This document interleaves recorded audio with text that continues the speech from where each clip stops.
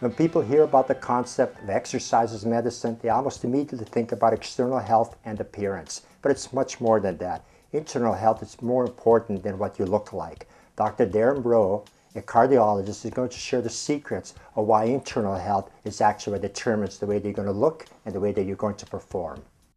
Dr. Breaux, it's great to see you. And we're going to start off with, over the years, what have you seen as far as heart health and its correlation towards sedentary lifestyle, physical inactivity? Well, Bill, we've seen improvements over the years, but certainly we're not where we need to be as far as our goals for getting people to be active and healthy regarding nutrition as it relates to cardiovascular disease. So many people think when they look at cardiovascular disease that exercise and weight really has little to do with it. What's your view on that? Well, that's completely incorrect, Bill.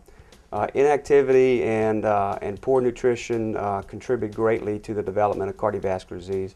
In fact, the U.S. Department of Health and Human Services estimates that over 400,000 deaths in America each year can be at least attributable in part to inactivity and poor nutrition. Inactivity can increase your risk of cardiovascular disease by a factor of twofold. Now, Dr. Breaux, there's some common terms we all hear when we look at heart health, and maybe you can briefly explain the importance of all of them or each one of them. Hypertension, cholesterol, HDL, LDL, triglycerides, and maybe the concept of your waistline is your health line. Can you comment on some of those? Well, all of those you mentioned are risk factors for cardiovascular disease. Risk factors could be grouped into modifiable versus non-modifiable. The modifiable means that's something we can do something about, such as the ones you mentioned. High blood pressure, high cholesterol, diabetes, smoking, sedentary lifestyle, etc. And all those together play a tremendous role in the development of cardiovascular disease. So many people think that they can let medicine take care of everything.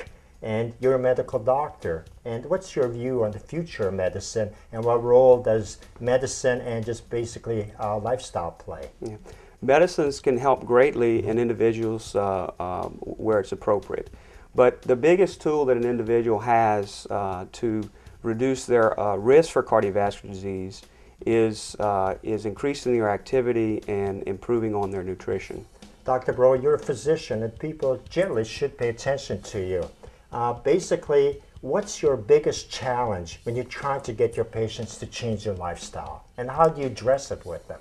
Well, the biggest challenge is motivating people to become active and change their lifestyle. And I think a big part of that is educating people and continually educating patients as far as the importance of activity and nutrition. Dr. Breaux, thank you for being with us. I'm looking forward to this continuing series on heart health and physical activity. Thank you, Bill. Thank you.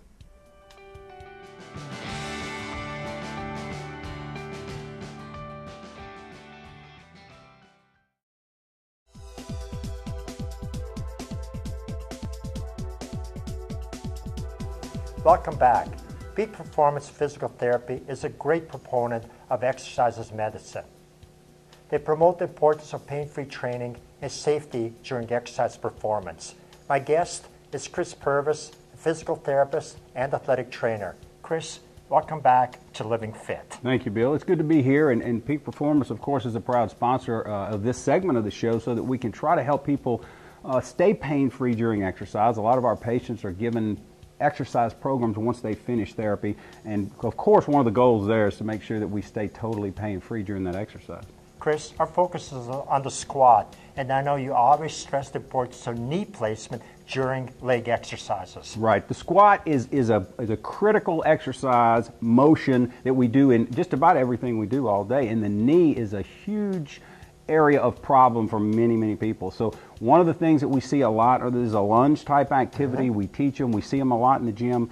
I know people have heard it before, but the main thing there is our foot placement. We really try to stress the importance of the foot placement in relation to the knee. And what we can show, we see a lot of times people are doing a lunge and they come way out in front with the knee over the foot, which puts a lot of stresses on the knee joint and the cartilage.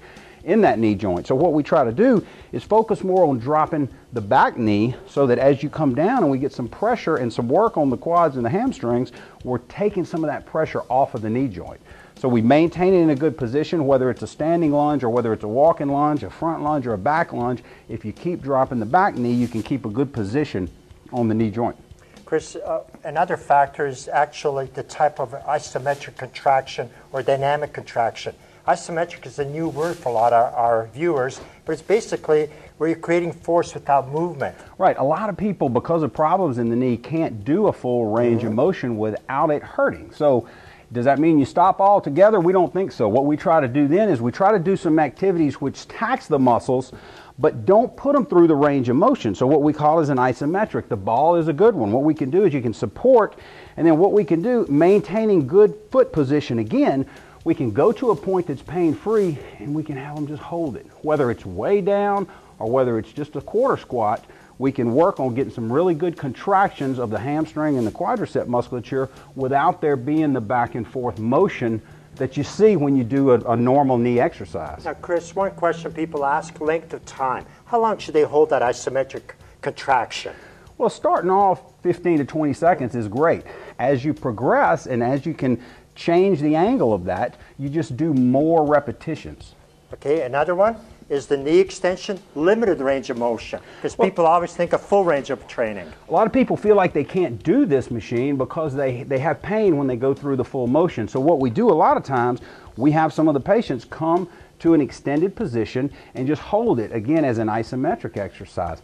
As that gets better and as it's pain-free, if they can use a small range of motion and just work through a pain-free range of motion, they can do more and more repetitions, and as the pain gets better, they can increase that range of motion as they go. Thank you so much, Chris. Pain-free training and productive training go hand in hand.